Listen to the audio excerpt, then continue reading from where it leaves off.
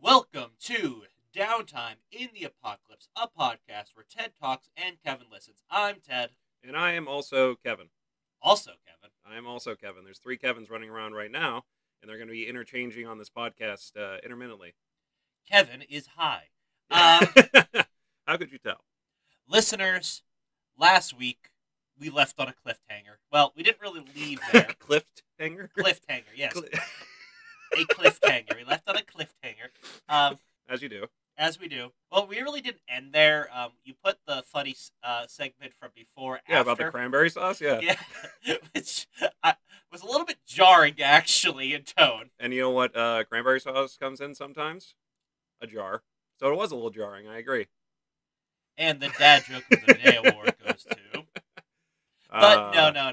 Day's not over, Ted. So we were worried that Kevin's mother had suffered some sort of injury. Yeah. Suffered a tumble, as they call it. Yes.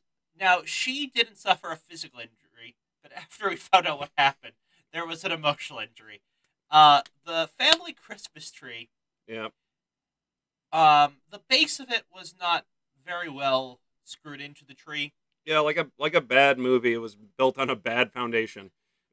So we have that going on, and the Christmas tree fell over and broke a bunch of priceless ornaments that I can never get back.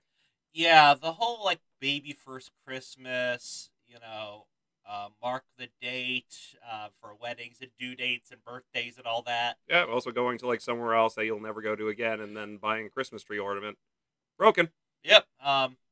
Now, while this is tragic, I for one think this is an important lesson about life, physicality, and all things you own.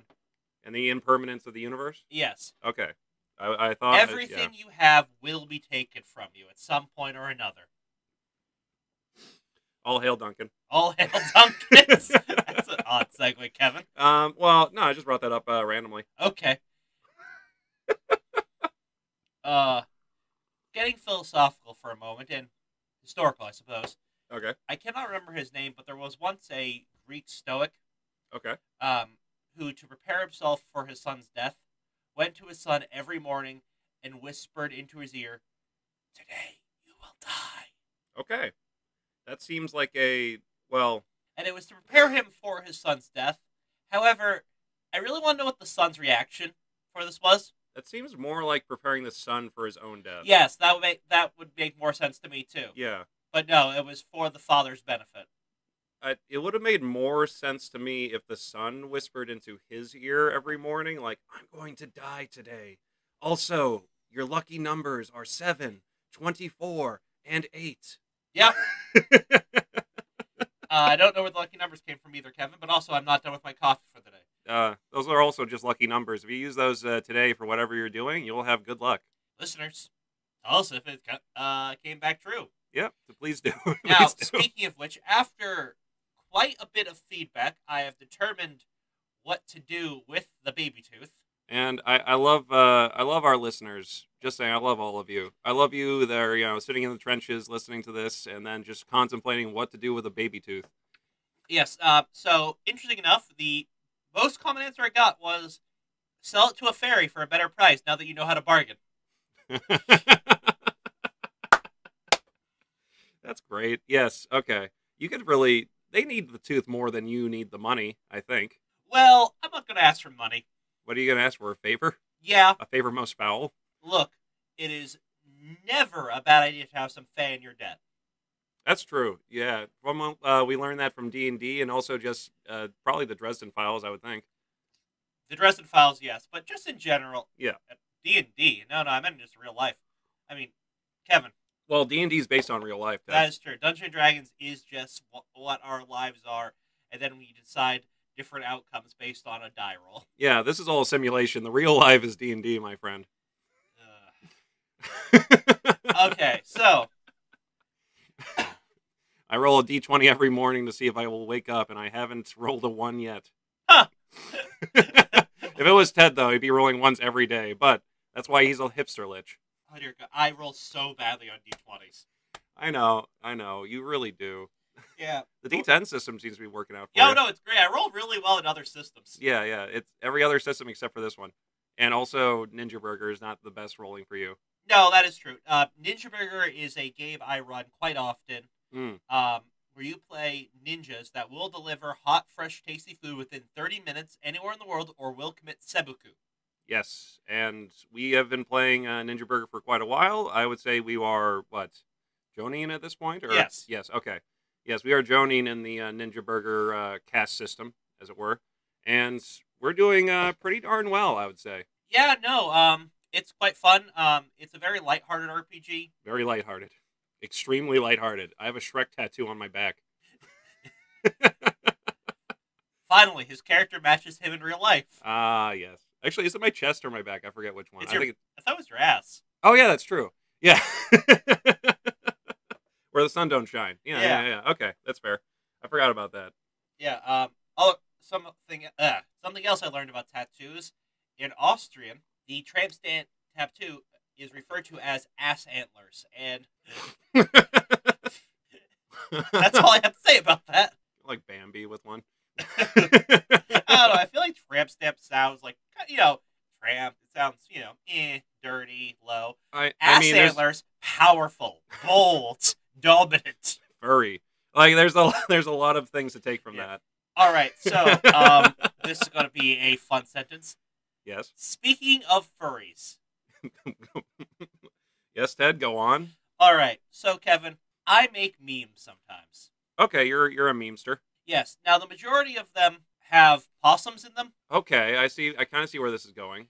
and as the year is winding down, several As a new possum, it's going to take another possum's place. Yes.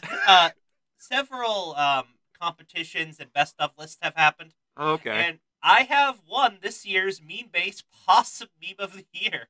That's really specific, and I'm not surprised it's Yeah. that specific. I also got second place. Oh, wow. Okay. You did two different memes, and they got first and second? Yes. Okay. And I'm nowhere else on the list. Okay. Yeah, fair enough. Fair enough. So I'm proud of that. Now, I normally share these to different groups and everything on Facebook. One is, it's getting possum in here. Another one is Empire of Trash and Possums. Okay. Another one's a group where we all pretend to be possums in a parcel. Of course. Okay. However, role play as possums? Yeah. Like, are they like nihilistic and depressed. Oh, okay, like most possums. Okay, Yeah. that's fair. No, possums are a great way of representing the futility of life. Okay, say the futility of possums. For example, my second place winner Mm. is a possum put in a swing set for like children, the one with like 2 leg holes, Oh yeah. and looking very sad. And the caption is, "All I want is snuggles. All I get is struggles."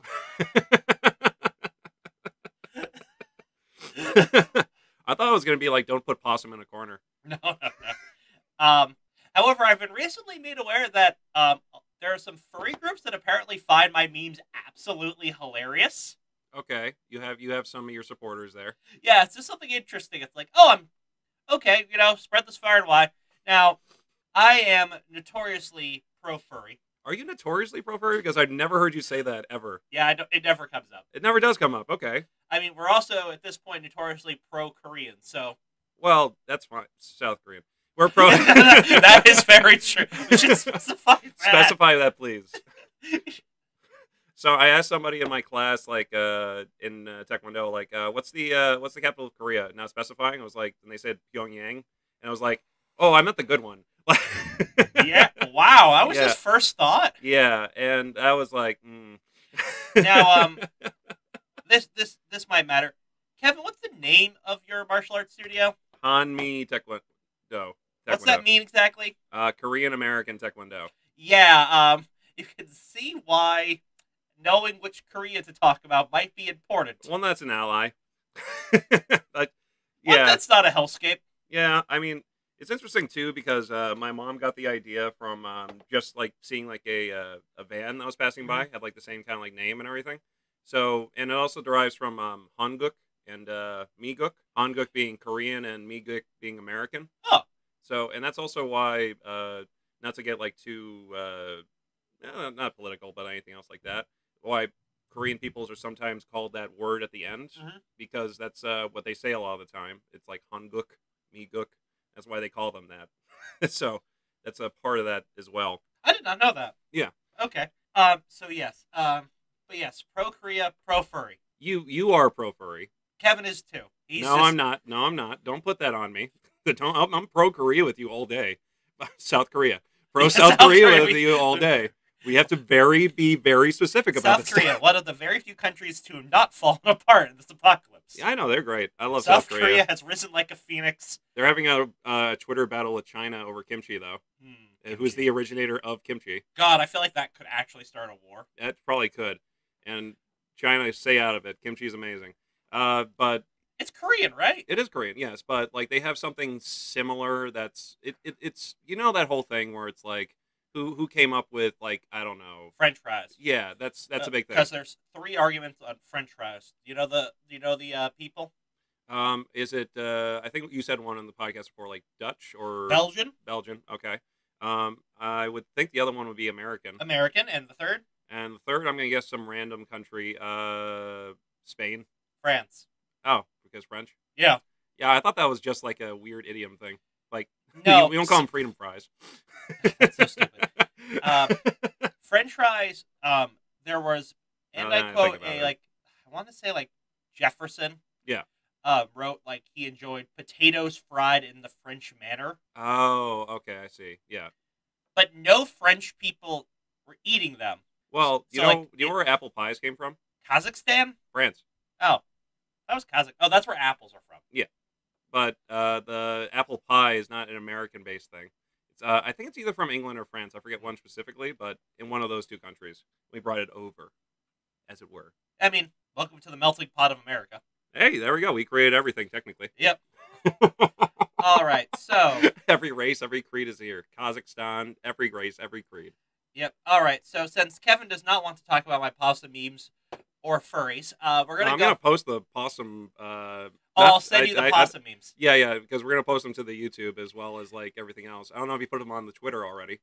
Oh, God, no, I need to do that immediately. Yeah, put them on the Twitter and the, I think you said we had, like, a Facebook group, too? We don't have a Facebook. That's a good idea. We need to make a Facebook. There'll probably be a Facebook group by the time you hear this, so check out the Facebook group. Yeah, we're going to have, we're hitting you with the social media assault. Goblins! God, they're taking over the water! And then we're going to be having a bunch of other things going on as well. That was a random segue, the fire in Kevin's eyes. Yeah, I mean, when I get in there hard. Now, listeners, normally we don't stay on topic at all, so I'm not really concerned about us just bouncing back and forth. But still, the ferocity and quickness that Kevin brought up, goblins. Goblins! Okay, so, now I love that meme. I'm slightly afraid of Kevin. What? Wasn't it when we did the Dark Heresy, it was Rainforce turned the Eldar gay? Oh, God. Rainforce turns the Eldar gay. It's in the water. Or whatever Eldars drink. I don't know if they drink water. I think they do, but that's a guess. Yeah, I mean, like, that, who cares? Yeah, no one cares. No one cares. Unless you're, like, a big nerd like Ted. I want to say they drink water. Okay. Not the tears of their enemies? No, only the Dark Eldar do that. And that's to sustain their soul. Dardal? Dark Eldar? No, they're actually called, I think, in their own language. I can't remember new 40K jargon. It sucks. Okay, that's, yeah. Because they renamed everything. Why would they do that? Copyright. Oh, stupid. Okay. Yeah. And I cannot remember.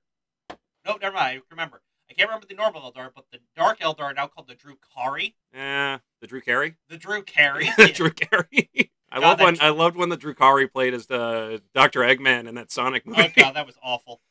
Did you actually watch that? In theaters. I never watched it. It is not worth it. Okay. They did play Gangster's Paradise in the trailer, though. Great.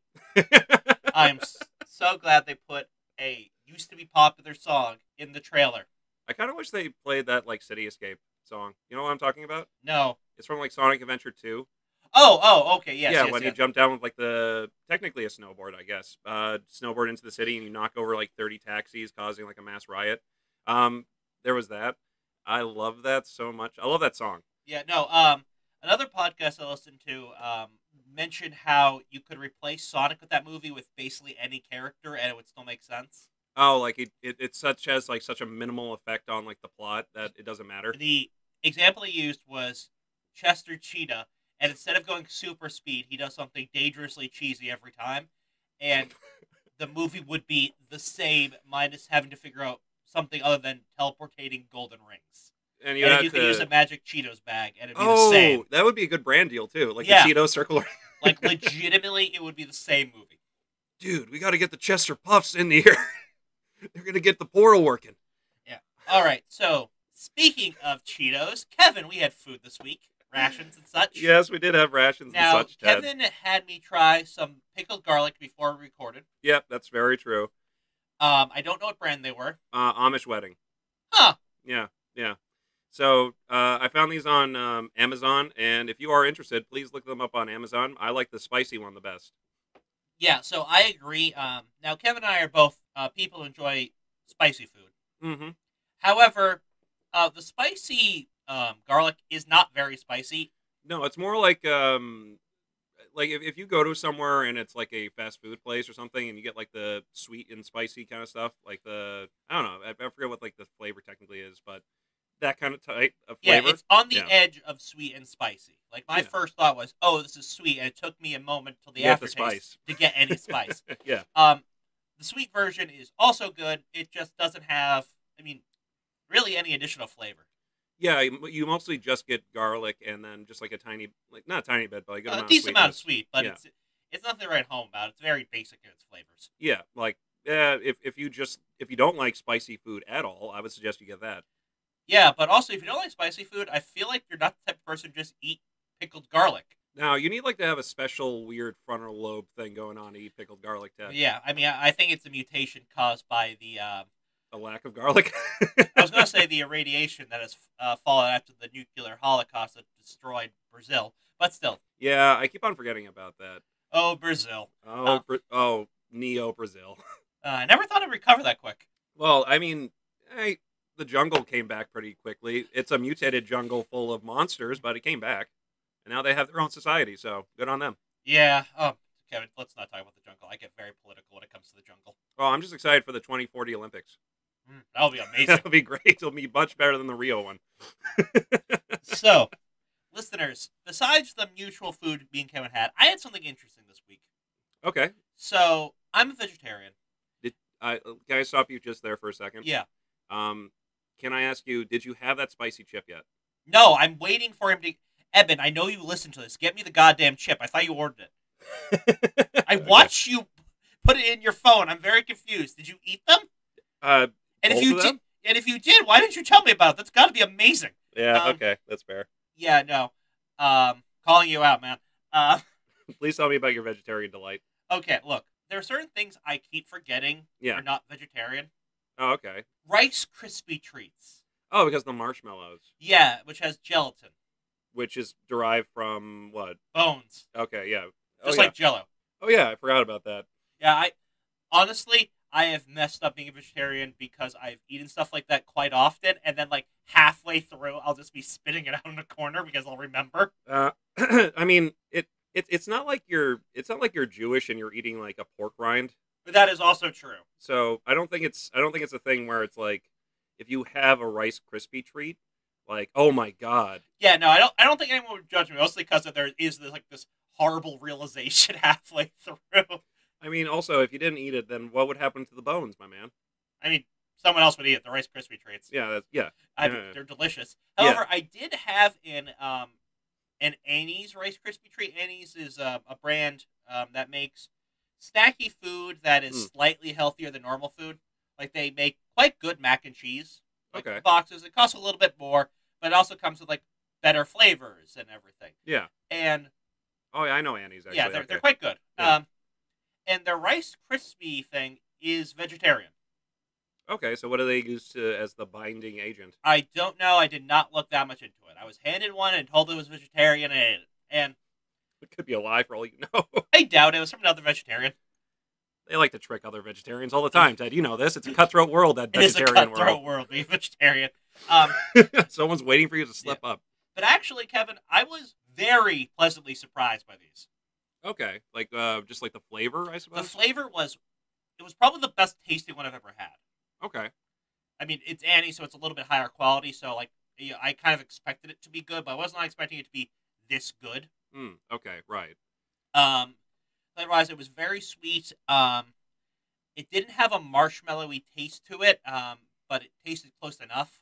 Yeah, It's yeah. hard to describe, but it was very good. My one complaint is the texture was a bit harder, but I've had kind of low marshmallow Rice Krispie treats with a similar texture. Right, right. So So it's not that it's still off-putting. like this could have been a Rice Krispie treat with gelatin, and I would not have noticed other than the quality being so good. Yeah. Okay. Yeah, yeah. So that was the kind of shockingly good thing I had this week. I was very pleasantly surprised by that. Just to go off on like a little bit of a tangent, just a small one, very small. But I saw this YouTube video where this guy named William Olson or Olman, I believe his name is. He does like a bunch of like tech kind of things. One thing he did with one of my favorite guys, iDubbbz, is they tried to make Rice Krispie treats with sawdust, and seeing how much like sawdust they can put into like a Rice Krispie treat before people notice. I'm assuming it's quite a bit. Yeah. So it's it's kind of funny too because after like the first one, like I think it was like 10% sawdust or something like that. I feel like 10% you could get away with. Yeah, they said like it tastes like a little bit off, but it just like, oh, your grandma who doesn't really bake that often made the Rice Krispies. Okay, that's like that kind of off. And then as you get like further and further down the road, it gets like so much harder and harder and harder because the sawdust taking over, where it's almost like literally a piece of wood at that point. I mean, once you get past 50%, it is just plywood at that point. Yeah, you can still eat it because it's edible sawdust. Oh, that's good. I wasn't sure about that. Yeah, don't like. Oh, by the way, they say this in the video. Don't just like take regular sawdust because it's got a bunch of crap in it that will kill you. You have to take that edible sawdust, my man. Did they pay extra for edible sawdust? Yeah. Can you just buy this on Amazon? I'm pretty sure you can. I'm pretty sure they got it off of Amazon. All right, I might have something we need to try next week. That's so fascinating that there's edible sawdust. Yeah. I mean, it's sort of like the. I would imagine it would taste sort of like that thing you made us for our D&D group. Hardtack. Hardtack, yes. And if you don't know what hardtack is, look up a recipe and try to make it for yourself, please. Yeah. Now, if you hardtack is one of the most ancient recipes in the world. It makes a hard biscuit that stores forever if kept dry. Yeah. And I do mean forever. We have literally 2,000-year-old examples of it sitting in museums. You just see like did you hear about that thing that happened at the art museum where they had somebody like set up like an art exhibit of like a banana, right? And someone ate the banana. Yes, that was actually an art exhibit. His that guy was an artist. Yeah. And he said his art piece was Hungry Banana. Yeah. A hungry artist. Yeah. Yeah, that banana in particular, like, it's weird because there's actually 3 people with the certificate that allows them to put up bananas and have that art piece that were sold for ridiculous amounts of money. I see that artist that literally made like a can of his own feces and sold it. It was like $50,000, I think. It's amazing. Art's amazing. Art's amazing. Nothing is art. Everything is terrible. That's true. Okay. Kevin, what Yes. have you eaten this week? So other than the pickled garlic, I've been also getting into one thing that I like quite a bit, which our Dunkin' overlords have graciously provided for us because it is the winter season. The trifecta of flavors is the mocha peppermint, which I rank the lowest. Second after that is sugar plum, which I think is okay. And then the best one by far, gingerbread. All those 3 different flavors for coffee. You got that sweet, sweet syrup. It's amazing. Kevin, interesting enough, I agree completely on that flavor ranking. Okay. I don't know what it is with like peppermint mocha, especially when Dunkin' makes it. It's just like weirdly chalky all the time. Peppermint should not be that flavor. Yeah, I agree. Why do they put peppermint with mocha? I don't understand. I think it's because like you ever see those things of like people stirring like hot chocolate with like a candy cane? Yeah. I'd never do that because it's like disgusting. Yeah, it's terrible. But all the power to you if you like it. Yeah. I just disagree with you. I feel like that's ruining both the hot chocolate and the candy cane. Yeah. No, I totally agree. Those can both be enjoyed separately. A lot. A lot. I enjoy both those things, just not together. Yeah. I don't even like candy canes that much, really. Oh, I love candy canes. I know. You got that sweet, sweet candy cane tooth, my man. I really do. I have not had one this year yet, and I'm proud of myself. I'm proud of you too, Ted. Thanks. They're in stores now, and it's really tempting. Yeah, on all the displays there. Ugh. I want those candy canes, Kevin. I know. You want those sweet, sweet candy canes. Yeah. Okay. So... Must not eat candy canes. Must not eat candy canes. Must not eat candy canes. Can only have candy cane supplements. All right. Candy cane brain supplements. Caveman supplement.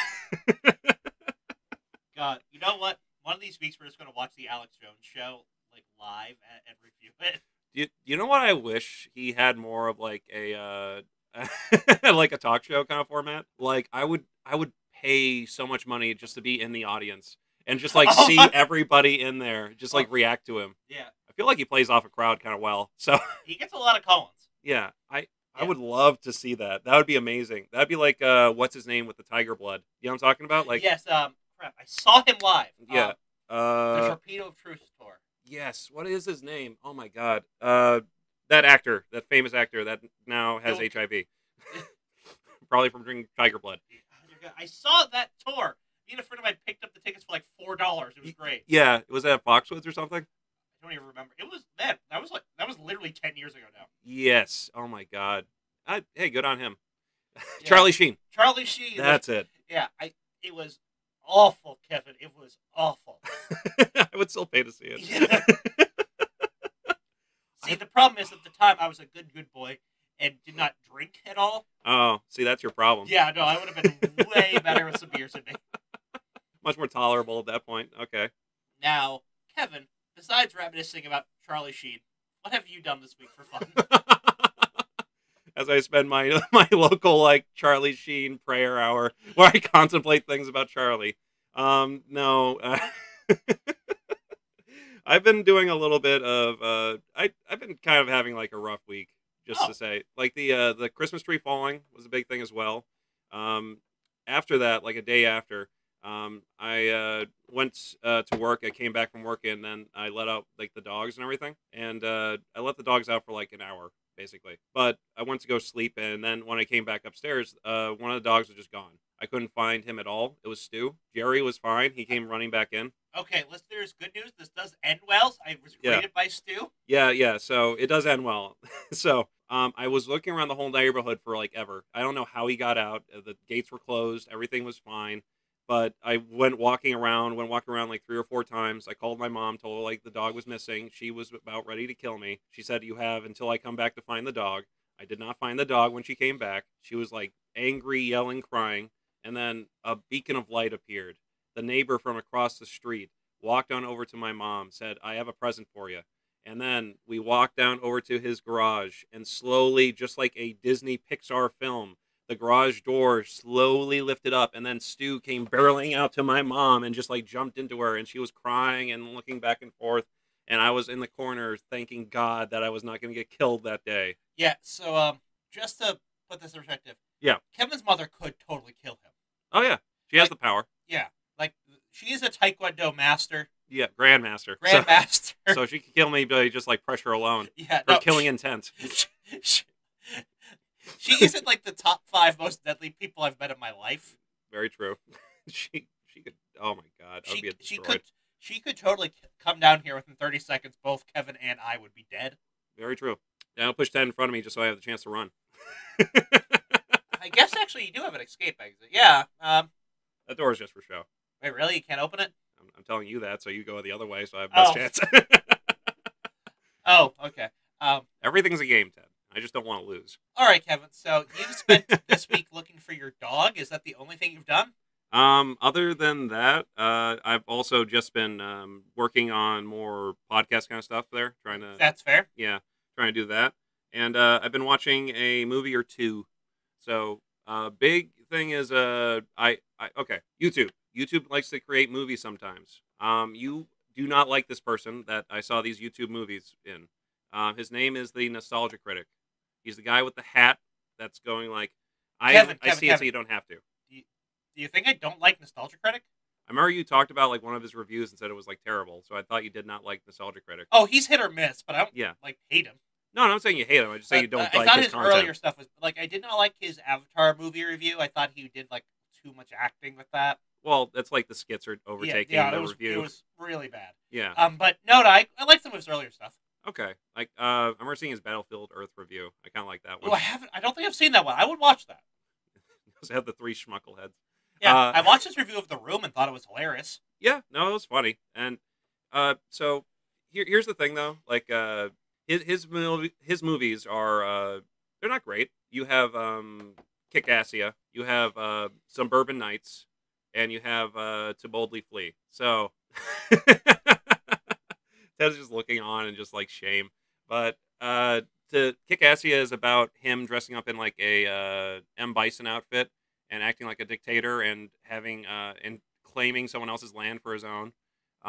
Suburban Nights is where he dresses in like a Link outfit and he and his goon squad pretend to be like playing RPG where they're fighting I guess like a lightning lord.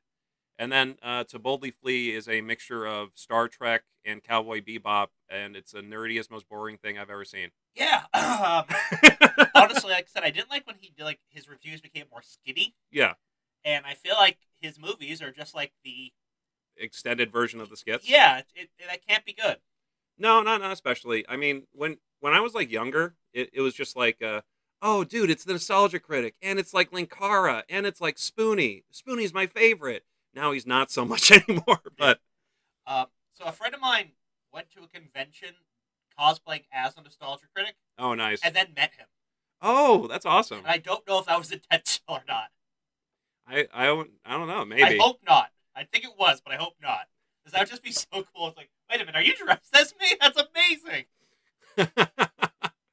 I know we don't have like a visual medium here, but if somebody dressed up as Ted, or what they would think Ted looks like, well, most of you guys know what Ted looks like. Yeah. But like dressed up as Ted, that'd be just amazing to me.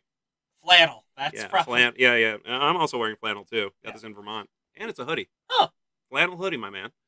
But either way. All right. So Kevin, I have been doing something a little bit more enjoyable. It sounds like this week I've been playing a video game, and one night with a few friends of mine, we all hopped on and played together. We do this about once a month, and it's called We Need to Go Deeper. Okay. And now we always play games where you are a crew of a ship of some sort. And this is a submarine simulator. Yeah. Now, we also did play another submarine simulator that was, how do you say, realish, where, suddenly you have to make sure your inventory's okay. Yeah. Keep the reactor going. We Need to Go Deeper is not that. The animation style is something similar to early South Park, where everything looks like a paper cutout. It looks like a couple things from Monty Python as well. Oh, you've played the game or seen it? I've seen it, yeah. Okay. So we played quite a few versions of that. Yeah. Now, part of the game, with its terrible animation, is simply a goal to horrify your crewmates. Yeah. And I don't have the best outfit for this, but I have a really good one. Because the one I've been playing, so I unlocked this through a hermit crab that gives you massive piles of trash. So my torso is just completely covered in sort of a sludge robe. Ugh. Yeah, it's just completely covered. And then on my head, and I still don't know where I got this. I don't remember getting this, but it's just a sheep head. Like a literal, like, head of a sheep? Yes, and you can't see my head over it. It's just a head of a sheep and then sludge. That's like that's like something in Nightbane. Yeah. Yeah. Now, it was me and two other men. Yeah. And we played with the smaller subs at the beginning, but eventually realized that that's not the way to do things. I mean, the small sub has like an EMP and shields, but we as citizens of the Duncan Empire don't deal with those flamboyant, overly complicated messes of machinery. We want something direct, honorable. We do not fight with back alley murders, but with a mailed fist. Yes. So we played the largest sub, no shield, massive hull, and it's the only one with 2 guns. Nice. Okay. And we demolished that game so well with that. I love that. Okay. Also, we were the IDN Espresso, Imperial Duncan Navy, of course. Oh, God. Yes. How could I forget? And we absolutely demolished. We didn't win. That game is remarkably hard to win. Yeah. There's one level, I forget what it's called, but suddenly it gets like super industrial, and everything becomes made of technology. It looks like the Predators made it. Oh, okay. Yeah. I understand what you're saying. I have never actually beat that level, and even when I played with other people, like, it's not always me with those guys. I'm trying to save up for the ship with the ram, and so I just play. Yeah. Every time you get to that particular level, we have never beat it. Like, legitimately, I was on a run with a few guys. Like, it was me and 3 other guys, and we were just demolishing this game. And as soon as we get there, suddenly people are just like, rest in peace, guys. It was a good run. Yeah, okay. That's kind of beautiful. Yeah, so that and I don't know, just enjoying the fact that my possum memes have been popular lately. Have been popping. They've been popping. Yeah. Popping possums. That's your next meme. Poppin' possum sounds like a southern chicken place. Actually, yeah, kind of. Yeah, or if you like fried possum. Yeah. Uh. Mm.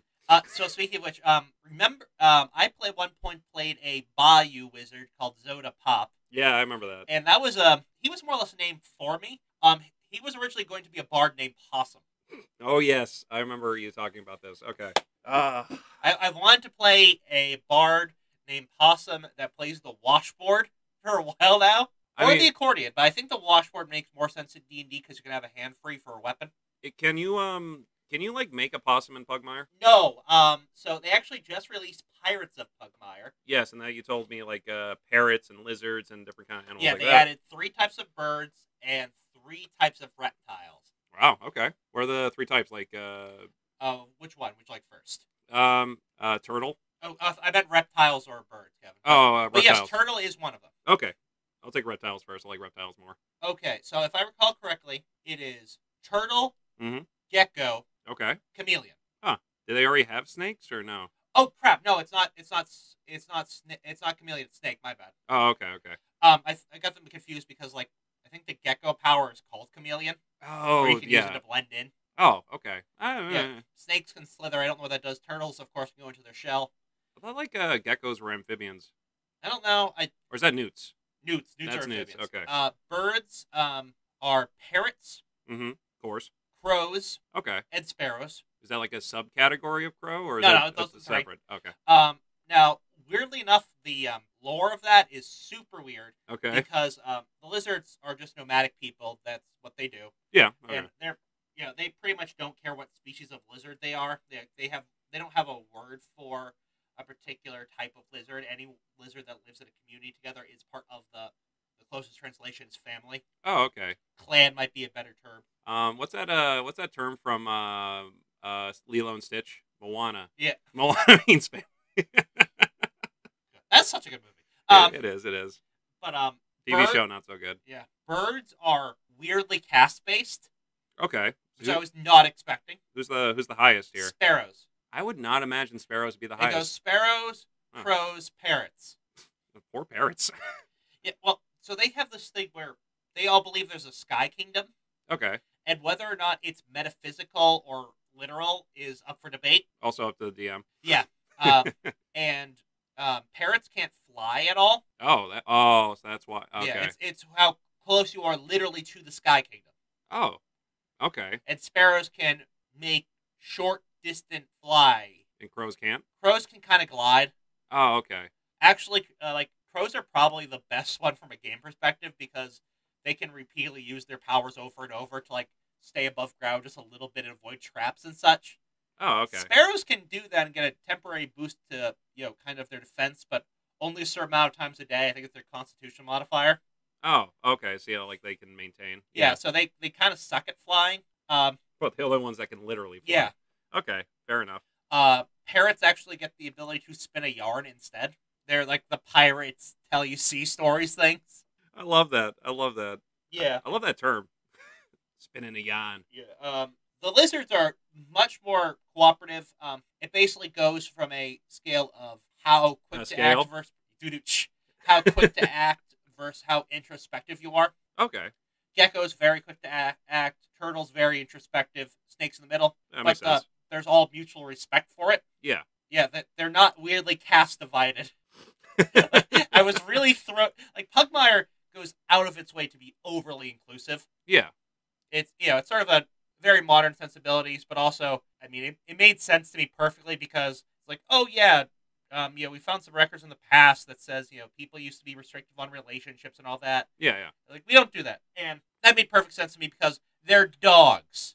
Like, dear God, dogs are all omnisexual beings. Oh.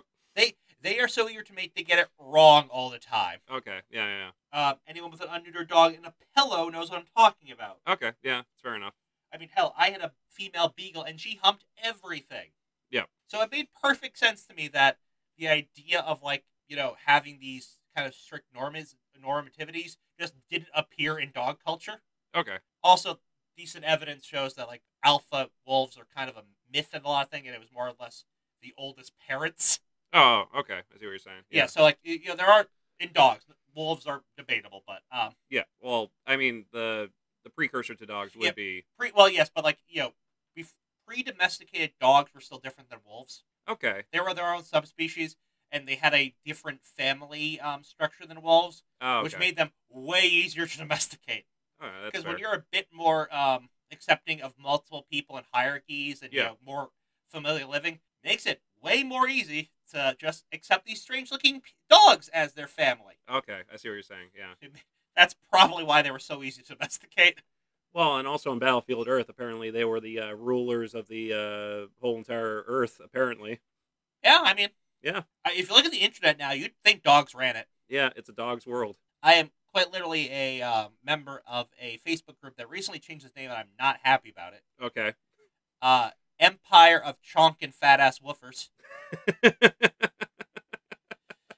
What was the name originally, or is that the new name? So that's the new name. The original name Mm-hmm.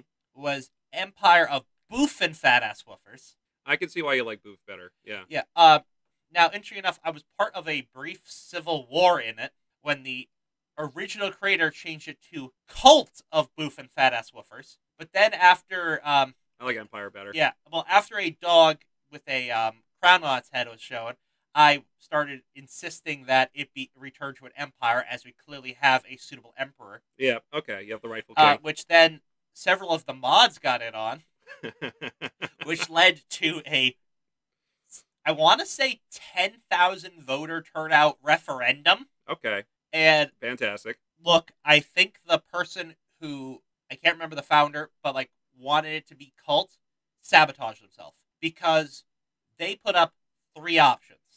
Okay. And it was Empire of Boof and Fat Ass Woofers, Yeah. Cult of Boof and Fat Ass Woofers, and Holy Empire of Boof and Fat Ass Woofers. And I feel like the Cult people were probably split between Holy Empire and Cult. Yeah. Okay. Like, you split your own vote there. The spoiler effect took place, and Yeah. the Empire, through referendum, was established, much like the Duncan Empire. I would think that Holy Empire and Empire would have more of a split, just because. Would you prefer like a Holy Roman Empire, or would you prefer just a classical term Empire? Oh, well, You know what I mean? Kevin, I'm 100% would prefer the normal Empire. Okay. The Yeah. Holy Roman Empire was a mess. Yeah. Well, here we are. Yeah, I mean, I've had arguments after arguments after argument about whether or not it was Holy Roman or an Empire. I actually think it's all 3. Okay. I am in the minority in that opinion. Really?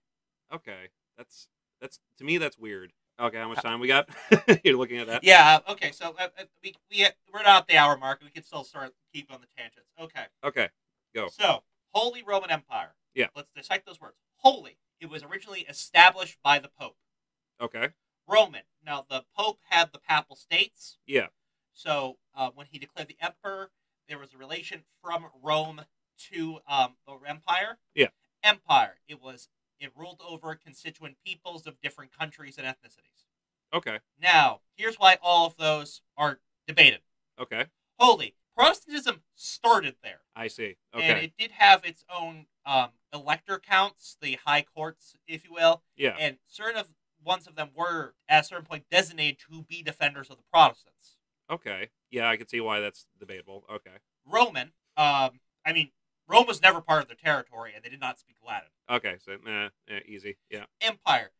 The people in it had their own rights, and eventually could literally, 7 of them could vote on who the next emperor was, and several of the constituency nations could be part of the legislative body. Oh, okay. However, so here's where I go back to why I think it still counts. It was originally made by the Pope as a declaration by the Pope, as a papal decree. Yeah. Whether or not they strife from that, Regardless, the origin it's still wholly from that. Yeah. Roman, once again, the same thing. It was Okay. from Rome. It was kind of, but not really, a vassal state of Rome. Yeah. And while they had disputes, vassals have disputes with their overlords all the time and are still technically part of them. Yeah. That's par for the course for feudalism. Yeah. Empire. So we have to go back to the first empire in this, Rome. Rome, when they made all these treaties with their contiguous countries, when they had the empire, Yeah. a lot of them gained citizenship. A lot of them had self-governing. A lot of them became senators. A lot of foreigners became emperor, or their descendants did. Yeah. So I think that from kind of the most literal definition, all of those fit. Empire really doesn't mean like just this conquering force. It kind of means a hodgepodge. Yeah, that's true. Yeah, a collection. With a sort of figurehead or, kind of a dictator keeping it all together. Yeah. I mean, even the Austro-Hungarian Empire in its later days, Hungary developed a bunch of rights on its own and everything. Right. Like, it's never been sort of just a monarchy with a bigger territory. That's true. Okay, I see what you're saying. Okay, and that's been TED Talks. Kevin listens. Yeah, that's. I feel very passionately at that. I know one person who agrees with me on this planet. Other than me. Kevin agrees with me. Okay, I agree with you on that. Yeah, I'm also not as informed as you are, so I'm easily swayed, I guess, in this. Yeah, I don't really think this has any relevance to anyone ever. Like, you can have an academic argument about this. Yeah. But whether or not the Holy Roman Empire was holy doesn't really come up in no, everything. it really doesn't matter. Like, even if you were having some, theological dispute. Yeah. Well, yeah. I mean, okay. I severely doubt the Vatican is spending a lot of its brain power right now. Well, right now especially. Yeah. I mean, don't get me wrong. There might be some prospective cardinal writing their doctoral thesis on it. Yeah, I could see that. Yeah. But outside of academia, yeah, I doubt it's an issue. Oh yeah, and so just a little thing as well. Just talking about that in general here. If you have the chance, try to, as best you can, learn about history. History is something that's amazing and is undervalued, I feel, in a lot of I would just say currently, a lot of people don't like history, or like most people I've talked to just like hate history class or things that are related to history. I love it. Yeah. So, if you can, try to read something about something, please. And please tell us about it in the comments below. I expect at least one of you to give me a full detail of naval history, and another one of you to talk about the history of bagpipes shortly. And I expect one of you to counter-argue all of Ted's points that he just made right now. Matt. Yeah. Love you, Matt. There are two of those that listen to us, and you know who you are. And just as a general statement, I love you, Matt. That's fine. I think you've met both of them. Yeah. All right. All right.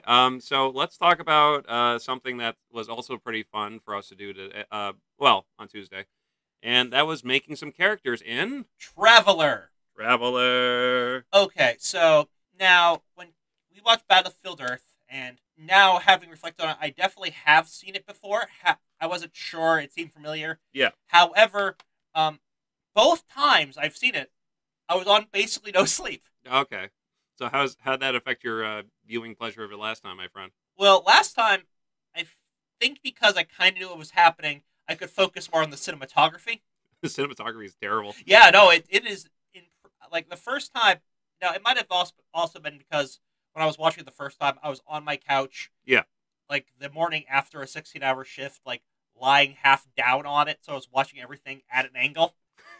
Yes. So I didn't really notice how bad the angles were. Yeah. And we talked about this in the review, but it's bad. I can't get over the cinematography. Not good. Now, when looking back at it, I was like, okay, what RPG works with this? And there was lots. Yeah, you had a plethora of options. Yeah, so I'm pretty sure I'm using that word correctly. I think so too. Okay. Would you say I have a plethora of piñatas? I don't know what you're referencing there, Kevin. I know some people will though. All right. There was the choice of an apocalyptic RPG. Okay. Yep. And frankly, I don't think Battlefield Earth was interesting enough. It was kind of a very boring apocalypse, all things considered. Yeah, mostly cavemen. Yeah, we don't really know what happened. The Earth hasn't changed that much, honestly. Mini golf is still a big thing. Yeah, nothing even decayed. No. It was. No, it's in like 300 years. Everything's fine. Yeah, so that really went out the window. So the next option was jets still work, guns still work. Oh, God, it's so stupid. The next options were focusing on the silos. Oh yes, cyclos. No silos. I'm sticking with it. Okay, doing this on purpose now. Fine. They don't deserve their right name. You're just making me more confused. Is all you're doing. But the all grain right. silos. Okay, the grain silo, the solo cups. Yes, the solo cups. they're about as useful as solo cups. So let's go with that. That's fine. A moment of interest and then an eternity of waste. Yes, it never really fully like it never fully goes But away. their strange government made me think of other games with strange governments and space entrepreneurs. Yes, okay. Which led us to Traveler. Now, Traveler has a competent government system, which is way more than anything this movie had. Yeah, that's true. But Traveler is functionally make a buck in space, is the best way I can put it. So, you all play a crew of some ship, and you go out trying to make trade deals, find artifacts, catch bounties, that sort of thing. Now, here's the very interesting thing about that, and I'm not sure how much like sci-fi fiction have this, but instead of, let's say, you just own a ship, because ships are super expensive, instead you have shares of a ship. Yeah, well, so this is a problem in Traveler where people quickly figured out in earlier editions, this is 3rd edition, Yeah. that if you start with a ship, you could sell it and live very well for the rest of your life. Oh, yeah, it's true. I didn't even think of that when you literally have a ship right now. Yeah, so my character happens to have a fairly nice ship. Yeah. But that was from happenstance. So Kevin and I have been rolling for our characters, even in games where you can't really roll for characters you're not supposed to. Yeah. In Traveler, you roll for your character. And God help you, it might go very well, and it might not. So, in this world where ship adventures are kind of small company investments, Yeah. like I said, you buy a % share of it, and the profits are shared in between the crew and the shareholders, much like a corporation. Yeah, and that's what I find super interesting about this. I love that idea. That's a great idea. Yeah. Also, you have to like pay ship upkeep, so you have to keep profitable. Gotta stay above the red. You really do. It's very important. I lost my train of thought, Kevin. So going from you have to have like shares, and then also Yeah. So you're not going to just hire some young buck to work on this. Yeah. You want someone with experience, someone with some skills. Otherwise, it's a terrible investment. Yeah, you don't want a bunch of 18-year-olds going off on an adventure in this. It'll probably crash. The only way I could see that working, or story-wise working, if it was like nepotism. Like yeah, it'd have to be. Yeah, like the owner of the ship is like, well, my son knows how to fire a laser. It should be fine. He's the captain. Just like a really stupid thing like that. That'd actually be kind of a fun campaign because you have a really competent crew and just a really shitty stupid captain. Yeah. It's like a hyper decked out ship. Yeah, and it's like everything is the best it could possibly be. The only thing is you have like a really dumb captain. That sounds like a great campaign. Yeah, I don't know like whether or not the DM would be like the captain. Oh, it'd have to be an NPC. Yeah, that's what I mean. Yeah, or like a sub DM who purposely plays a stupid captain and works with the DM. Yeah, and just makes the worst decisions. Yeah, that would be kind of fun. Yeah, I would like that. But to get that experience, everyone has to work ahead of time. So you start on a type of planet and you get a skill from that. But then you have to do career paths, and they're 4-year chunks. Yeah. You start at 18, and I think you want to end at 34. Yeah, basically, yes. After that, you start getting age penalties. Yeah. 34 to 38 are really the prime time of a professional's life, which, honestly, I've talking to several men about this. Like, I think my father would 100% agree with that. Like, we were talking about aging and everything, and he was like, my late 30s was, like, when I could do my best work as an electrician. I had enough energy, but also I had enough experience. Yeah, he knew how to do everything. Yeah.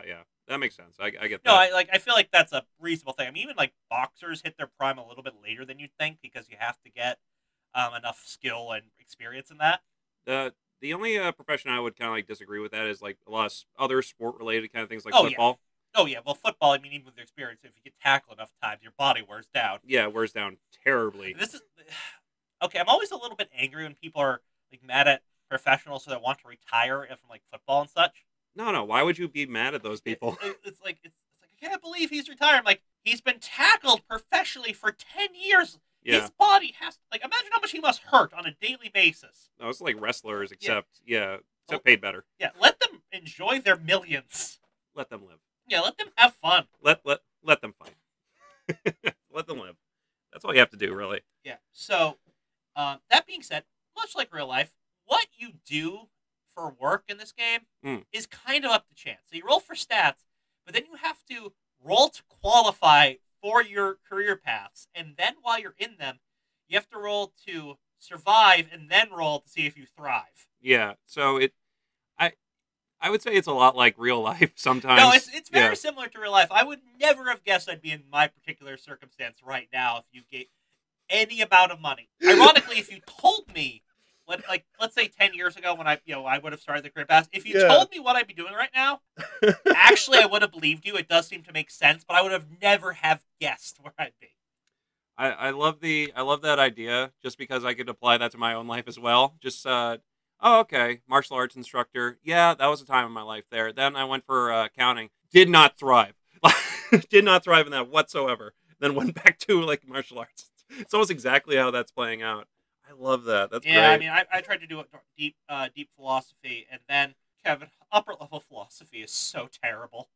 Is it like what do you mean by terrible? Okay, so I wrote a final for one class on Kantian views of the world. Okay, yeah. He's a philosopher, and I happened to compare him to Hume, which the professor did a lot.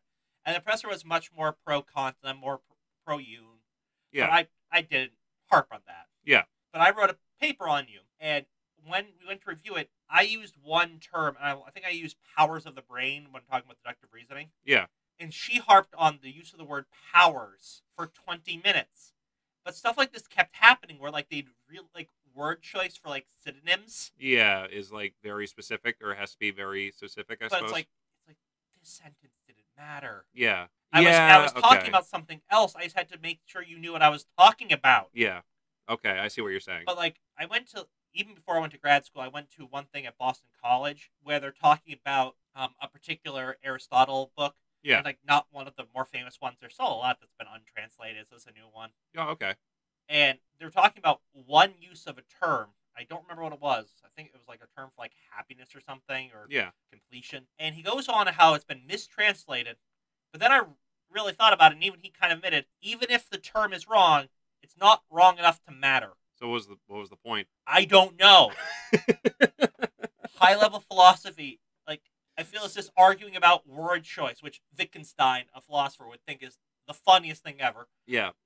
Because he made a lot about how language was all a guessing game or just trying to figure out the best way to put it. Yeah, okay. He's apparently right, by the way. After thinking about it, he's probably right, because after this, like, all philosophy is basically word arguments and terminology and just everyone getting each other's points slightly wrong. That is so true. You could actually probably make a meme about that. Yeah, just like it might be most of like he argued that's pretty much every conversation is we're playing a game with each other to try to figure out what we mean, and we're all making educated guesses. Okay, yeah, I guess so. That is a great analogy, I guess. Like just trying to play like a guessing game. Yeah, we're all assuming things. That's pretty much life. Yeah. Wow, that's way off topic though. Welcome to Ted's Philosophy Corner. Speaking of philosophy in general, this game has a overwhelming libertarian kind of view of the whole universe. So I don't know who wrote this, but yeah, it is one of the best written sci-fi governments and is remarkably libertarian. So first off, interesting enough, it is a monarchy. There is an emperor. Yeah. And he controls basically the army, the courts for galactic law, and some necessary things. Kind of they have a unified postal system largely. Yeah. And even that's subcontracted. What about the banking system? Banking system is run by megacorps. Okay. And smaller corps. Yeah.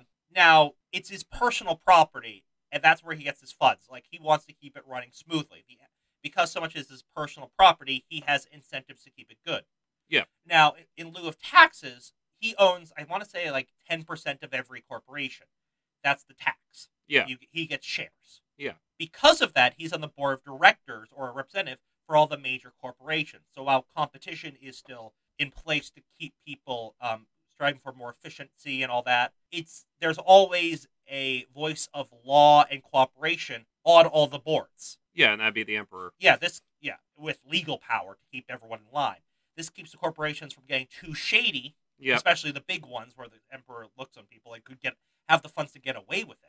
Yes. Okay. Yeah, that's true. Yeah, it makes for a very good system. Additionally, while there are baronies and everything, most planets have quite a bit of autonomy besides some basic stuff. Right. Barons can be, they kind of run things, but you might still have an elected president of a country on a planet. Right. And you just have, and the next layer up is an inherited first, the reason you have inheritance for that is because local issues don't really exist on that level. It's best to have something in a family so they can think long term about it. Right. Keep it as a possession. That sort of thing. It makes a lot of sense. Yeah, no, I agree with that. Now, 1 second, we have a guest. Oh, what's up, Ma? Oh, wait, you can't go, like, through that way and everything like that? I parked there. Oh, yeah, that's right. Okay. So, quick pause here. Ted, I want you to do something for me. I want you to talk about something that is very important to you, whatever that is, and I'll see if I'll cut it out later. Okay. So I don't know why Kevin is so anti-furry. Ted, no. Yeah, I don't get it. I mean, whatever brings you happiness in life. I mean, as I was talking about earlier, life is a lot of guessing, and even in this game, it's very easy to just have awful things happen to you. And, I mean, while we make jokes about it, this is kind of an apocalypse. I mean, I have not seen many of my loved ones nearly as much as I like. I have not seen friends basically all year. I'm seeing my family in a few weeks going across the country. And while I normally look forward to it, part of my brain can't stop thinking that this might be near criminally dangerous for them, for me. I don't know. It's a rough time, and try to find happiness where you can. It's important. If that means you're in a fursuit, then that's fine. If that means you like pretending you're a space pirate, like me and Kevin are about to, that's fine too. If you don't hurt anyone in the process, finding joy is something you need to do. It's rough out there, guys. Stay safe. Love each other. Even then, when we're talking about like guessing games, it's easy to misunderstand people. And we communicate mostly through kind of a written postage system almost. Like the ancient practice of nailing things on church doors or common doors to tell the town. It's almost shouting in a way, and that's kind of our primary way of communicating now. Oh, and this is second Kevin. Nice to be back. Okay, and Kevin's back from my monologue on happiness. I'm going to be interested other Kevin's going to be very interested in seeing how this goes. It was shockingly sad, Kevin. Okay. Good to know. And please, second Kevin. Second Kevin. First Kevin is my creator. Kevin finally got cloning. He was always very pro cloning.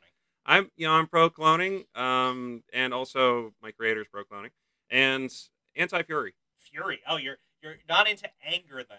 No, not into anger. I'm into anything else though. Okay. So. Cyclos. How do you know about that? Has First Kevin been talking to you? Oh, he's been telling me to edit, so yeah, that's why it comes out shockingly bad sometimes. Got it. Now when you're going for career paths in this game, your first career is your most important. Yep. And you have to qualify, and now they range dramatically. So, for example, you can just be a barbarian. That is an option. You can also be a scholar, a doctor, a noble. That is one of the things you can be as a career. Because you can buy nobility. You can buy nobility. Mostly it's inherited, though. Okay. But, interesting enough, the stats in this game are fairly standard. They're pretty much what you'd expect. Education and intelligence are separate, which I quite like, actually. Yeah. But also there's one called social standing. Oh, yes. It's not charisma, it's social standing. And a lot of that is how you're viewed, what your reputation is. Yeah. And you need to be very, very good at that to become a noble. Now, you either have to, on 2d6 plus your social standing modifier, which is very low, by the way. Max is 3. And at the beginning, max is 2. Yeah. You have to get a 10 or higher. Oh, that is tough.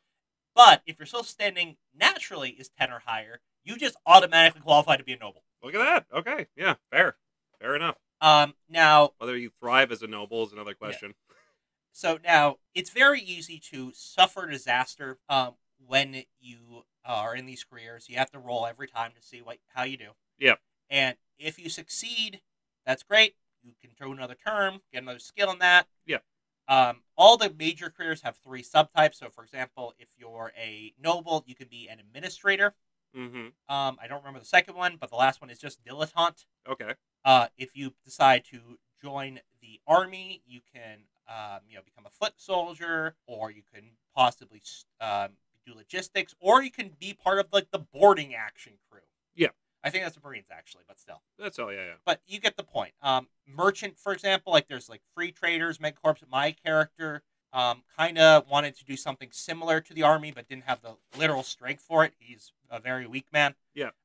Physically, it is defense. He was born in 0.001 G. Yeah, that's true. And he's a pitiful human. Yeah. Like most people. Yes. So he was a merchant marine for 16 years. I don't know. He did really well in that. He did very well in that. I'm glad you did so well. Yeah.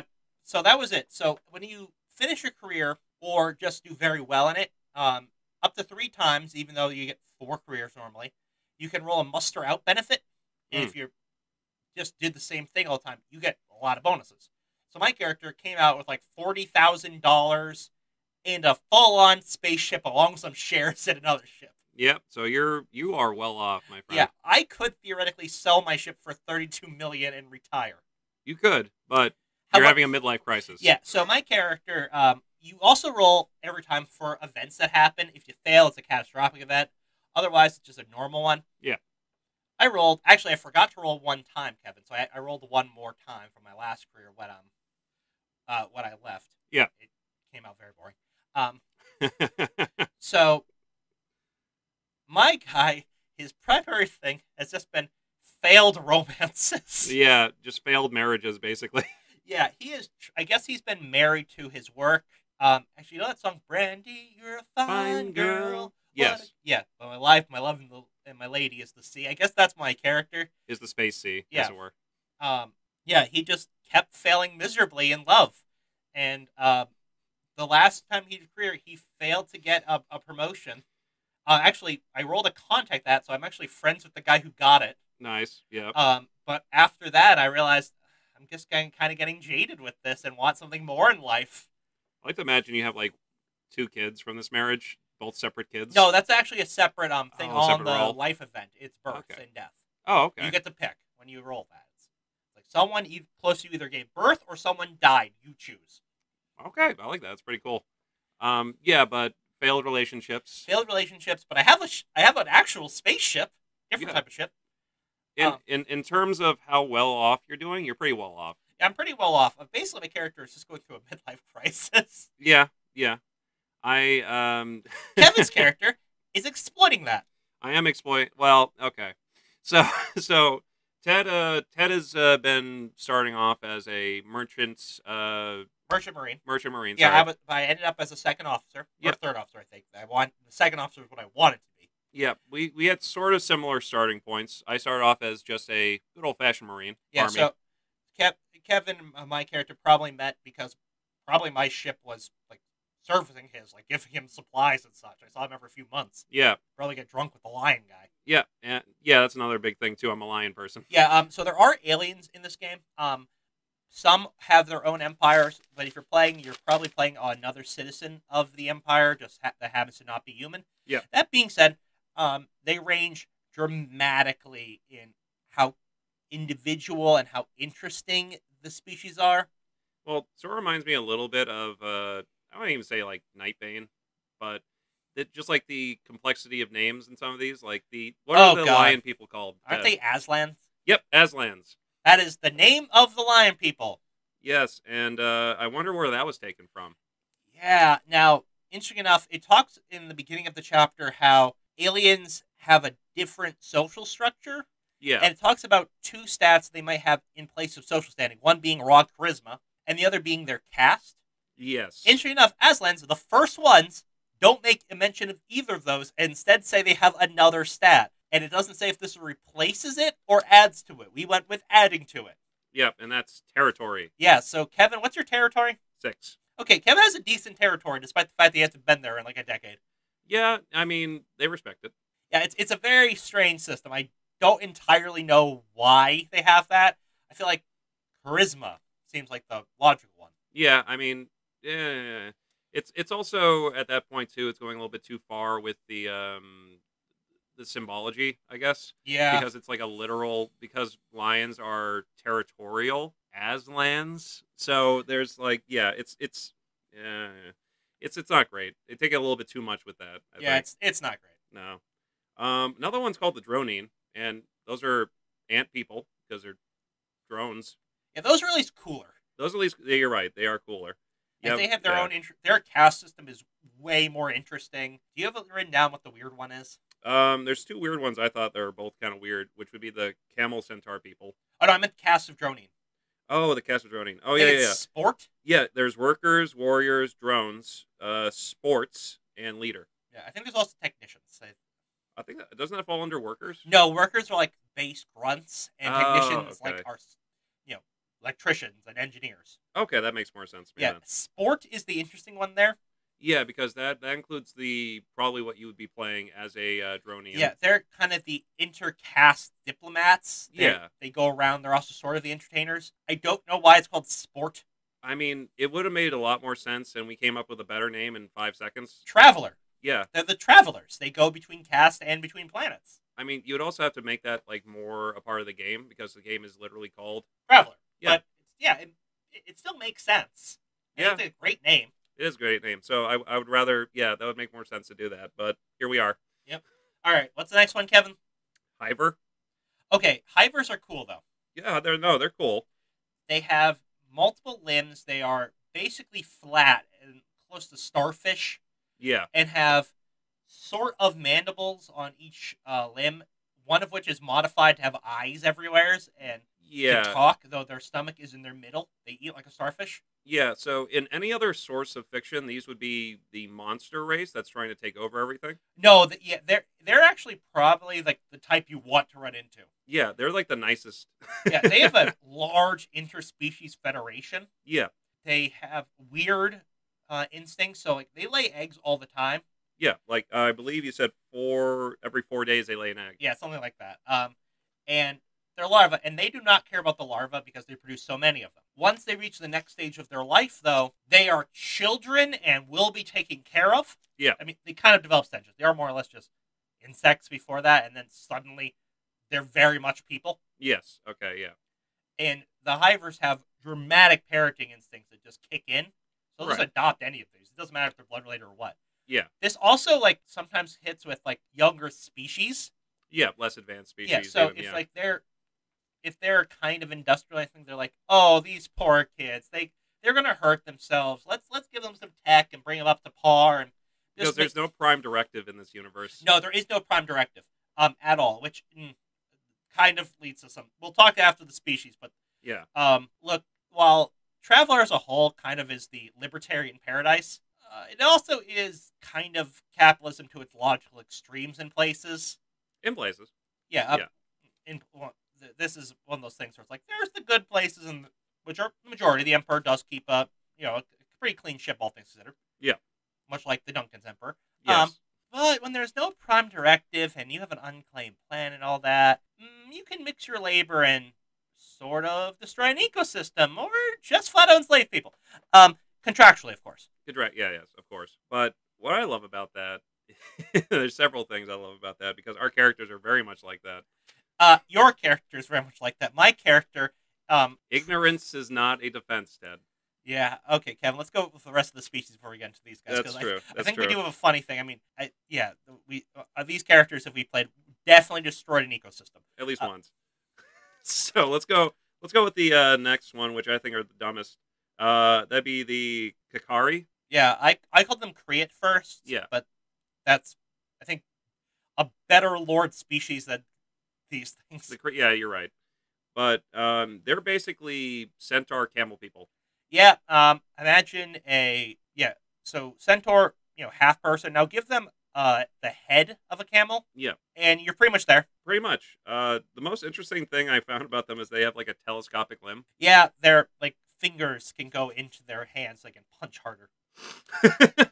So weirdly, let's like brainstorm just for a second here. Like, why was that added into it? I don't know, Kevin.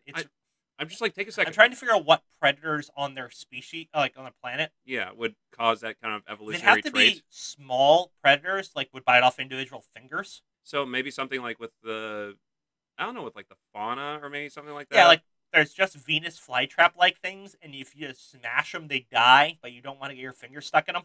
Yeah, and then you have the ability to retract your fingers into one fist and then you can punch it. Like, Venus flytrap must be a very, very difficult prospect. Oh, I think I know. Like, there's like okay, so there's like there's anglerfish type of Yeah. monsters, right? But the thing that they're angling is actually really good. It's like a certain type of fruit or something, right? Like ambrosia, whatever. And you try to reach for your fingers inside of there, and then the Venus flytrap just like closes and kills you because it's poisonous as well. But if you can telescopically retract your fingers, you can let it close, and you can just keep on trying over and over again until it gets tired. Maybe, Kevin, maybe. Man, it's just like a clam with a pearl. I don't know, man. Okay, is there any more species? I think that's it. I think. Let me double check. Oh, yes, yes, yes. There's also like two more. Sorry. Um, the Veragers or Vargers. What are they? They're pirate cats. Oh, that's right. Yeah, yeah. That's what I wrote down. They are the only species that's really mentioned that is made by these ancient precursor species. So these are Yes, that was it. definitely uplifted. Yeah, But they're very boring. yeah. They're pirate cats. Yep. Ted loves them apparently. Meh. And the last, and I would say most evil race. Yeah, definitely the most evil race.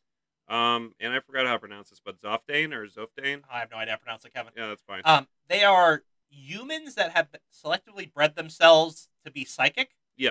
And they just have the worst caste system. Yeah, they're basically Nazis. Yeah, they're very Nazi-esque. Yeah. So there's 3 tiers, and there is some social mobility, which is nice. There's proles, very 1984 there. Yeah. And if you're a prole, and if you show enough psychic power while you're young, While you're young. Very specific. Yeah. You have to be young. you become an intendant the second cast. Otherwise, welcome to a life of slavery. Eventually, the sweet release of death will come to you. Yeah. And hell will be an improvement. It's assuming every prole goes to hell. But, all right. I'm sure in their theology, all proles go to Go to hell. hell. It's the reverse of all dogs go to heaven. All proles go to hell. Like an animated film that just makes you laugh. Intendants serve the nobles. Yeah. But there is something of a merit-based system there, and if they are very powerful and study and work hard, they too can become nobles. And own their own proles, which could be Yeah. their parents. Who knows? Their brother, their sister, their children. Yeah. Yeah, why not? All right. You don't have psychic powers, though, so Yep. screw you. Yeah, so those are the species. Really, hivers are my favorite there by far. I think they're by far the most original. I feel that that's probably taking like the most creative part of that writing team or whoever created this and just kind of put that into like one species because everything else is kind of like weirdly generic. Yeah, no, there's one bit of creativity there. Yeah, just one. But other than that, the species are pretty cool. Mhm. We picked our species. Ted, it was a low-G human. Yeah, so I decided I was from a space station orbiting some asteroids. We mined them. So, like, that was after all my stats because I just have an awful strength and a pretty bad social standing. Yeah. So I figured if I'm just some random belter. Yeah. Here we are. Yep. But my dexterity was endurance works good. I was relatively intelligent. But I also knew how to work my vacuum suit, which was very handy. Yeah. And I enlisted in the Merchant Marines that I wanted to serve, but I don't think my character could lift that much under normal gravity. True. So that's why you need the suit. Yeah, so, well, not even that. That's why I wanted to join the Merchant Marines and stay in space. Yes, that's true. Okay. Yeah, and you get basic skills when you start, and skill ranks goes from 0 to 3. Yes. Yeah. Now, if you have 0, you just don't add anything. If you don't have any rank and you're just nothing, you're at -3 because you're untrained. Makes sense. So you start, you basically get all the skills at rank 0 from your starting career, and then you get one additional one every time you move on. Yeah. Plus whatever additional things you get from your family events and disasters and all that. Right. So by the end of it, my character has +3 to pilot spaceship. He is a master pilot. He's doing really well. Yeah. Yeah. And he can use sensors a little bit and all that. That being said, never improved that strength. And he is very specialized in this sort of thing because he just kept re-enlisting into the Merchant Marines. Yeah. Yeah. And just having failed relationships and making the occasional contact but no true friends. Yeah, he's, like I said, midlife crisis is basically his character. Don't worry. Don't worry, man. The Yeah. Dronian pink clam salt will make you feel better. Yeah. Also, his name is Keel Rover because I want something that sounded kind of Irish. Yeah, okay. Because I feel like the Irish sailor that just has failed love and just wants adventure seems, oh, right. Heel Rover, you're a nice girl. I was thinking I played the Wild Rover for many a year, and What? I spent all me money on whiskey and beer. So I love too, Ted, where your just generalization of Irish music is either sad or happy. Yeah, It's two extremes of that, and that's about it. I mean that's kind of Irish music. It's Yeah, kind of Irish culture. yeah, It's a lot of like small family parties, and then just basically being slaves of English. yeah. And that's Ireland. I'm glad they took over the great British Isles. Yes, Now it's the Irish Isles, basically, with Scotland. the Uh, Celtic Isles. Celtic Isles, sorry, but I'm happy for them. No, it was a long time coming. Yeah, yeah, they deserve it. So let's talk a little bit about my dude. So character name Leon Braveheart, because if this game's gonna be on the nose with names, so am I. Giant Lion Man, Aslanian as they call them, and for an Aslanian, very not dexterous. No, they already had a penalty to that, and Kevin decided to just lean into that, and then suffered several injuries. Yes, I did. So I am the least dexterous man in space. Yeah. Now, if you ever hit 0, you actually have to pay medical bills in this game. I'm at a 2, so I'm very close to that. Yeah. I doubt you'll ever get lower than that. Maybe 1 point if you get like shot enough. Yeah, yeah. But here I am. So 11 strength though, not bad. Territory is 6, so I'm doing pretty well. Endurance normal 6. Intelligence eventually got up to 9. Yeah, he learned. I learned. Education just a 5. Yeah. He learned logic, not like learned scholarly arts. Yeah, very true. And social standing a 9. So not too bad. Yeah, no, not bad. Almost noble worthy. Yes, almost, but not quite. Also, you're not human, so I don't know if you can have that. Yeah, probably not. But main thing was going right into the Marines ground assault. I grew up on a desert planet, so I got some survival instincts, a little bit of admin, and a little bit of art. I don't know why I took art; just felt like something.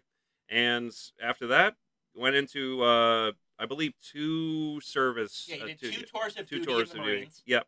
And I got some battle dress, which is like the giant mech suit, which Yeah, are power awesome. armor. Power armor, basically. Which Kevin was lucky enough to roll and get. Yes, that was so nice. Actually, I guess we're both kind of well off then. Yeah, actually, I could sell that armor and then I'll be fine. Yeah. Yeah.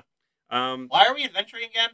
Because we're both having a different type of midlife crisis where I can't go and sell that armor because someone's after me.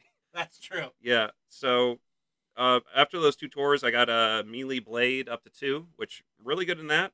And then just after a little while, I got into one particular mission where I got heavily injured. Then I resigned with honor and got off pretty well with some money. And after that, I went into journalism. And then I failed at journalism so hard. But see, you failed, but when rolled into the disaster table, you got something interesting. Yes. And I uncovered a terrible truth that the mission I was sent on was doomed to fail from the start. Yeah, it was a setup. He was set up in a way. Yeah. He wasn't meant to survive. No, but I did. And from there, I kind of went more of a shady route and became an enforcer. I mean, yeah, that's one of the sub-rogue types. Yeah. Which does make sense. I mean, that's sort of, I don't know. I think both of our characters become radically disheartened recently. Yeah, after figuring out that my military service was, this is how old it led to, that very much disheartened me. Yeah, I think my character is less that per se, as much as like he was enjoying his life, but he realizes this might be it, and just sort of freaks out. Yeah. Midlife crisis, like we said. Midlife crisis. Yeah. Welcome to midlife crisis, traveler. I mean, that does make a lot of sense on why these, relatively well-off, relatively experienced people suddenly decide to go off adventuring. Yeah. Sports work, as they say. So that's such a stupid name. It is. But now this is interesting because I didn't realize it's about Traveler, but there's a system in it where at the end of this, to kind of make the party, all of you pick a skill package together. Yes, which is very interesting. And one by one, you pick one thing off it, and no one can pick something that's already been picked. Yeah. And you add that skill, and it's interesting because the packages kind of set the tone. They also set the roles, because if you have like a certain skill set, then you're going to be used for that skill set in general. Yeah. So I like Kevin pick, and he went hardcore criminal, which I I was felt that not would be the most expecting. interesting. Yeah. Um, so suddenly Kevin's character became a bit shiftier and a bit more persuasive. My character, well, I guess I took the things that were kind of more mundane from the criminal list. Like I learned some basic medicine, Yep. how to use Medic. my ship sensors. Yep. After so long piloting and being just so good at the ship, that you just did not do the I was sensors doing it by whatsoever. sight the entire time. I know, you're great. That's why we have big windows. Yeah. The one thing I always complain about sci-fi: why is there so much glass? Because you need to see where you're going, man.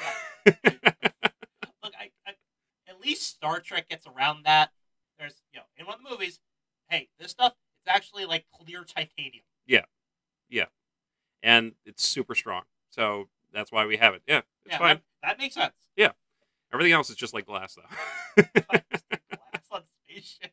Don't ask the question that no sci-fi could possibly explain. It's fine. It's fine, Ted. But going from there, we picked out our package, and then we had to formulate some sort of plan, Ted. How are we going to get the money here? So in Traveler, there's several ways to make money. Ironically, or not ironically, strangely, the best way is probably delivering mail.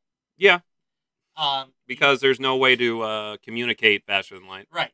Well, sort of. Sort of. So faster than light engines are the only way to go faster than light.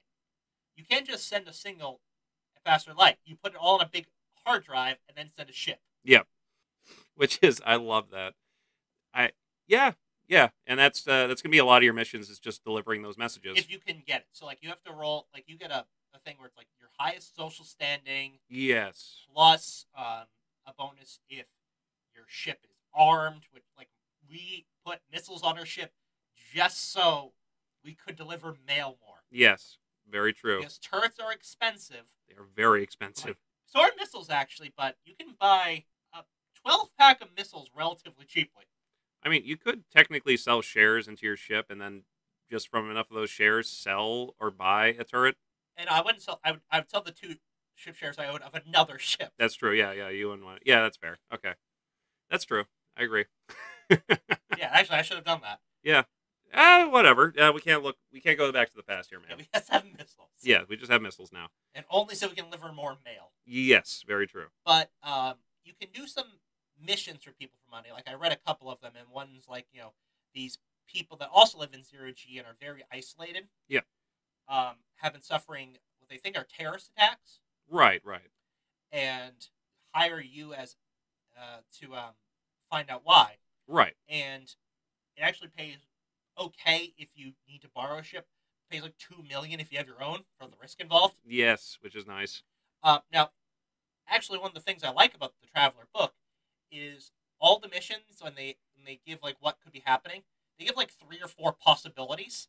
Okay, right. So one is like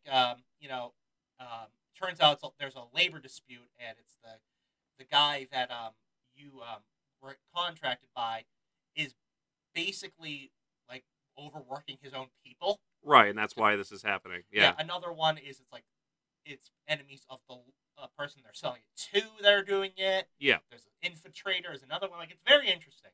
There's another one that's you go to a space station, but there's been a murder, and it's basically a locked room mystery. Oh, that's really cool. Because you've never been there before. No one knows who you are. Yeah. No one thinks it was you. Like, someone was very clearly murdered. Zero motive. So the person with zero motive's got to be the detective. They hire you to figure it out. Yeah. Awesome. I think it's cool. But a lot of the things you do is buying and selling. And if you have a contact, like my character, the contact, the guy who took his office that he was going for, is a quartermaster now, and we buy excess, like, army surplus stuff from him. Missiles being one of those things. That's what we were an arms merchant for a little bit. It was great. Yep. It worked out well. Yep. But, like, sometimes they'll just be going and buying things at generic prices and buying low, sell high. Well, there's variance at all planets, so you get to roll for that. There's basic prices for everything, and there's modifiers. Some are random, some are not. Low-tech planets tend to not have much money. High-tech planets tend to have more. The higher the prices there tend to also be the buying prices, so buying and selling becomes harder on different planets. Yeah. But on agricultural worlds, Food is always cheaper. So you can kind of make educated guesses and play the markets. Yeah, exactly. You can also go questing. Alien relics are always expensive. Yeah. Bounties are always there, though. Your ships are expensive. You don't want them getting hurt. Very true. And also missiles and other sort of things that you need to use. You have to keep an eye on the bottom line. Yeah, that's a big thing. Yeah. Risk reward. This is very much like a business. Yeah, and you know what? I like that a lot. Yeah, it's an interesting. There's a D&D podcast now. Even has a supplement called like Acquisitions Incorporated. Yes. And it talks about how an adventuring party is like a business, and they are sort of branched out and have sub-adventuring parties and everything. Yeah. This is the logical extreme where it's like you very likely, unless you hyper specialize and get lucky like I did, have investors. Yeah, and then you have to keep the investors happy. Yeah. Yeah. Otherwise, they'll take their money elsewhere. Yeah, and depending on how things work, you might get a salary. Yeah. So, Ted, I like this a lot. This is a very fun world that we are in here. One thing I would say about it in general is I love as you said, the idea of taking like a party and making it into a corporation and buying shares into a ship and everything. That's great. How many shares would you give this game? Okay, so I'd give it 75 out of 100. Okay. No, a ship share is 100. Okay. Okay, I did not know that.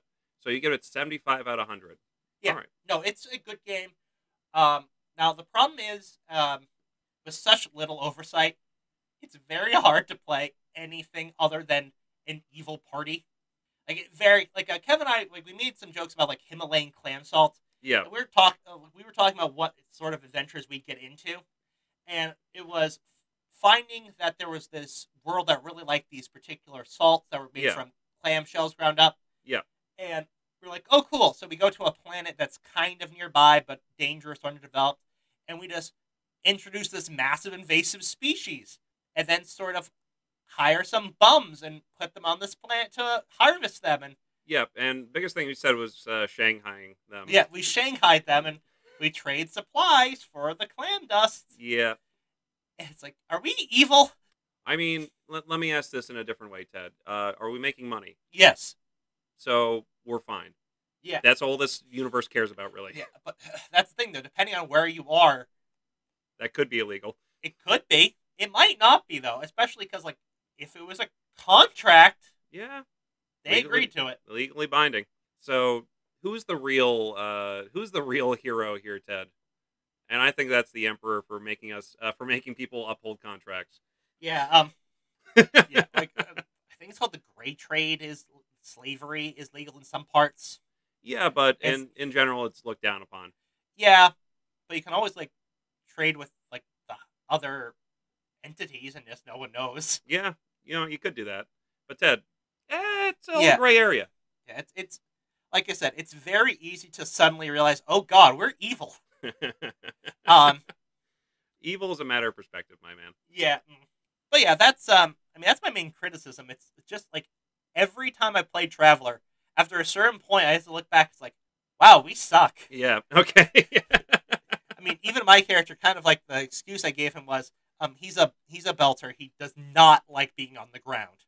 Yeah, like, and therefore you don't know about the things that I'm doing on the ground. Yeah, so like there's a decent amount of stuff where it's like Kevin just tells me what's happening. I'm like, oh, okay. Because he is not comfortable on anything but a ship floor. Yeah.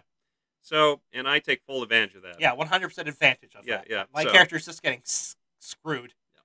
We're getting I'm getting paid. Yeah, paid. But I'm just like, I don't realize that I have warrants out for me. Yeah, you don't understand the terrible, terrible, terrible repercussions that you are indirectly causing. Yeah, no. Unknowingly causing. Unknowingly. Now, I'm sure, actually, given who I played Traveler with, yeah, probably the reason we ended up being evil. Yeah. Yeah. Well, if that guy was a diehard libertarian, you think he would try to not like show the evils of libertarianism? Yeah. I mean, with anything that's good, you're gonna have the evil aspects of it. So yeah, you can't have something good without like something else that's evil. Yeah, that's why God created the devil. Yeah, and also once again, all things considered, the Traveler government system is actually really well done and really smart. Yeah. Like there's Yeah. some loopholes, but I mean, come on, you have to have a seedier side in RPG. If there's no seedier side in RPG, where are Then you what are gonna you be? doing? Yeah, Yeah. What are you doing? There's no story. yeah. You having a criminal element makes things infinitely more interesting. Yeah. Yeah. But Very also, true. it's one of those things where you have a criminal element, an eccentric scientist, and like courtly drama. Yeah. So it's all beautiful in a way. Yeah, Ken, what would you rate this game? I would say it is 80 shares out of 100. I would go slightly higher. Just because I love the idea so much. Yeah, it's a very interesting idea. Yeah, just having to like make a certain amount of money. And I also like the D6 system. Oh yeah, it's a 2d6 system, and the Yeah. modifiers are very low, +3, -3. Yeah, and then I love the simplicity of that. Yeah. If a game has like some simple rules that you can easily understand, then it's so much easier to get into it. The only thing I don't like, it's not like a 90 or 100 out of 100 or anything like that. It's just because the way you kind of like start off is a little disheartening, or can be a little disheartening. Oh, see, that is my favorite part of this game. No, I love it too. It's just it'd be very easy if you just had like a bad roll, just to end up as like a terrible, useless character. Yeah, so it's hard to get useless, Okay. but I can see what you mean. Like, well, I think I told you my first character. Yeah. Um, Was a random dude in a bar. yeah, so he basically kind of got shanghaied, actually. Yeah. But before that, like his backstory when I made all this, he was just a normal working dude. Signed up for some like merchant stuff. I don't remember the first stuff, but it completely fell through. Left him destitute. He tried qualifying for something else, failed. I think it was a government job, so he didn't apply for the draft, which is kind of the safety net they have. Yeah. No, he did. He served one in the military, and then something bad happened to him, and then Yes. spent 8 years just as a drifting barbarian dude. Yeah. And like his entire life just sucked. Yeah. And I can imagine like if you really have a particular character in mind, Yeah, that could be a little like disheartening. Yeah, it because would you don't get suck. the roles. Yeah. the more open you come in to the character, the better. Like I did not expect my character to be a lifelong merchant marine. Yeah. That was a spur of the moment decision based on, well, I have a low strength. What can I do that's interesting that isn't like intellectual labor? Like I don't just want to make a scholar. Yeah. That Yeah. requires very minimal physicality. Yeah. And that is what I like about it too. I like RNG. Yeah. In things. It makes things more interesting. That's why we like FTL and different sort of things like that. Yeah, this is very similar to FTL. Yes, very similar. If you have like a tabletop FTL, this would be the closest thing to it, I think. Yeah, that's actually Also, Weird slug people are just evil, actually, but yeah. Also, it is the closest you can get to Firefly without playing the Firefly RPGs. yes, it's very similar to that. Those are garbage, by the way. Oh, let's save that for next time. Let's not go too deep into that. Oh, we're going to do the Firefly RPGs eventually. Yes, eventually. But Both of them. yeah. One is way better than the other, and neither of them are good. You're making it sound so exciting, Ted. I love it. Ugh, Cortex. So, Ted, thank you for coming down today into Kevin's basement. No problem, second Kevin. Thank you.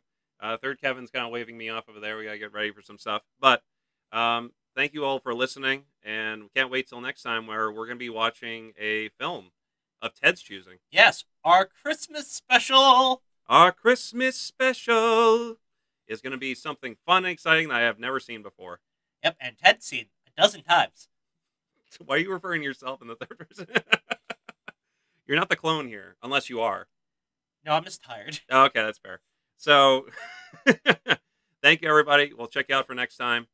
And, yeah. Keep your investors happy. Bye. Bye.